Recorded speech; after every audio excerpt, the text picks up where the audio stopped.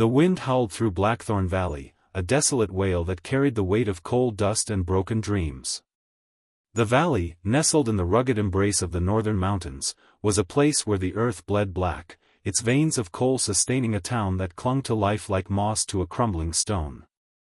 At the heart of this world stood Blackthorn Manor, a hulking silhouette perched on a hill overlooking the mines.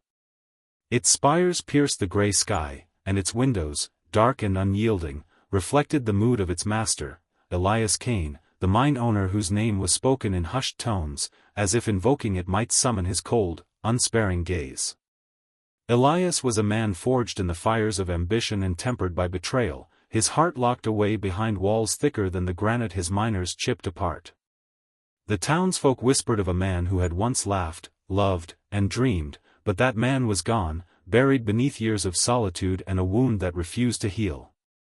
Now, Elias ruled his empire of coal and shadow with an iron hand, his only companions the creak of the manor's ancient floors and the ghosts of his past. Clara Wren arrived in Blackthorn Valley on a morning so cold her breath hung in the air like a fleeting prayer. She stepped off the rattling bus that had carried her from a neighboring town, her worn boots crunching against the frost-kissed gravel. At 26, Clara was no stranger to hardship. Her hands bore the calluses of years spent scrubbing floors, her shoulders the weight of caring for a mother whose lungs had been claimed by illness. She carried a single suitcase, its leather cracked and peeling, and a letter from the agency that had secured her this job, housekeeper for Elias Kane. The townsfolk at the bus stop eyed her with a mix of pity and curiosity, their murmurs barely concealed. "Going up to the manor, are you?" an old woman asked, her voice rough as the coal dust staining her shawl.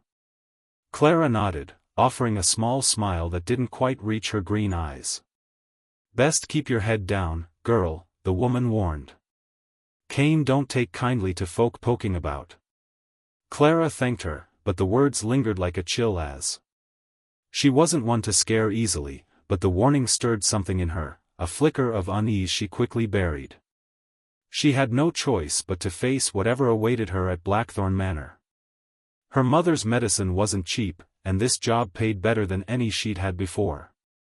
The path to the manor wound up a steep, rocky trail, flanked by skeletal trees that clawed at the sky.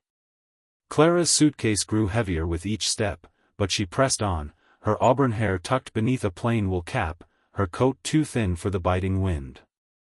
The manor loomed into view, its gray stone walls blending into the overcast sky, its windows like empty eyes watching her approach. The iron gates creaked as she pushed them open, and the courtyard beyond was a wasteland of dead leaves and cracked cobblestones. She knocked on the heavy OA.